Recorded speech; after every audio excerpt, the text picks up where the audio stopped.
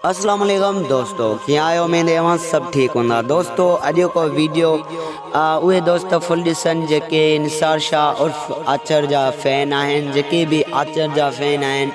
घणो करे अवां सभिनी दोस्तनि खे आचर जूं एतिरियूं क़िस्तूं यादि हूंदियूं, एतिरियूं पत्थर दुनिया जूं क़िस्तूं यादि हूंदियूं। हर दफ़े आचर नसीबा जी घिटी में बीहंदो हुयो ऐं हर दफ़े जेको आहे सो मजू वारा उनखे भॼाईंदा हुआ। इहो इश्क ड्रामे में सो जेके भी आचर जा फैन आहिनि उहे वीडियो फुल ॾिसनि। इंशाल्लाह इन वीडियो में अॼु मां जेको आहे सो अॼु हिकु नंढी कहाणी निसार शाह ते लिखी आहे, उनजी बायोग्राफी ते लिखी आहे। कुझु ॻाल्हियूं आहिनि जेके रहिजी वियूं आहिनि मूंखां या ॿियनि दोस्तनि खां, अॼु मां उहे ॿुधाइण वारो आहियां। सो महिरबानी करे तव्हां जेको आहे सो असांजे चैनल खे ज़रूरु सब्सक्राइब कंदा, लाइक कंदा, कमेंट कंदा ऐं शेयर ज़रूरु कंदा।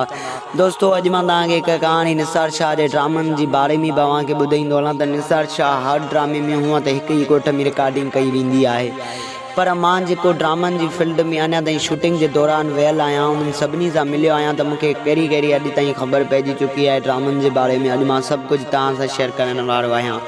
सो महिरबानी करे अगरि तव्हां असांजे चैनल ते पहिरियों दफ़ो आया आहियो त महिरबानी कमेंट कंदा ऐं शेयर ज़रूरु कंदा, तव्हांजी वॾी वॾी महिरबानी थींदी। दोस्तों अव्हांखे ॿुधायां पियो आऊं त सभ खां पहिरियों निसार शाह सैयद निसार शाह उर्फ आचर, जंहिंजी एंट्री ईअं चओसि त को हुनजो शौक़ु वग़ैरह न हुयो। हुनजी शार्ट कहाणी मां तव्हांखे ॿुधायां पियो त हुनजी को बि शौक़ु न हुयो, बसि उहो दोस्त जे करे हिकु शो में हिसो वरितो।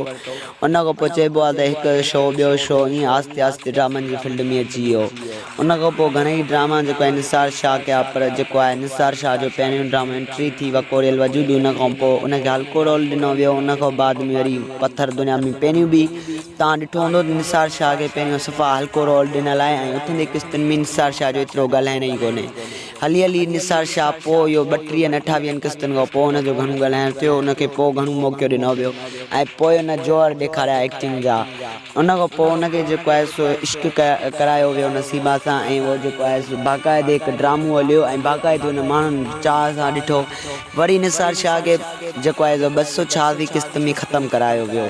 दोस्तों चयो पियो वञे त जॾहिं पत्थर दुनिया ड्रामे में घणेई अदाकार अची विया ऐं घणेई अदाकार एड थी विया त पोइ बजट न हुई ऐं जेके पुराणा अदाकार जेके सीनियर थींदा पिया वञनि, जेके अॻिते वधंदा पिया वञनि, उन्हनि खे कढियो पियो वञे। उन करे ताकी हाणे नवनि खे मौक़ो ॾिनो वञे ऐं नवनि खे पेमेंट घटि ॾिनी वञे ऐं वॾा जेके एक्टर हुया बजट न हुई, इन लाइ सभिनी खे ख़तमु करायो वियो। ऐं उन खां बाद में जेको आहे निसार शाह जो उन खां बाद में ड्रामो जेको आहे सो पंहिंजा परावा हलियो हुयो ऐं पंहिंजनि परावनि में निसार शाह लाॻीतो हलियो। उन खां पोइ निसार शाह जा घणेई ड्रामा हलिया ऐं निसार शाह जी मां तव्हांखे ॿुधायो त निसार शाह खैरपुर नाथन शाह जो आहे ऐं निसार शाह जी ड्रामनि जी जेकी ॻाल्हि मां तव्हां सां अध में छॾी आहे त उहा अॻिले इंशाल्लाह वीडियो में ॾिसंदमि। वीडियो फुल ॾिसंदा ऐं अॻिलो वीडियो तव्हांखे खपे त ज़रूरु कमेंट कंदा। महिरबानी।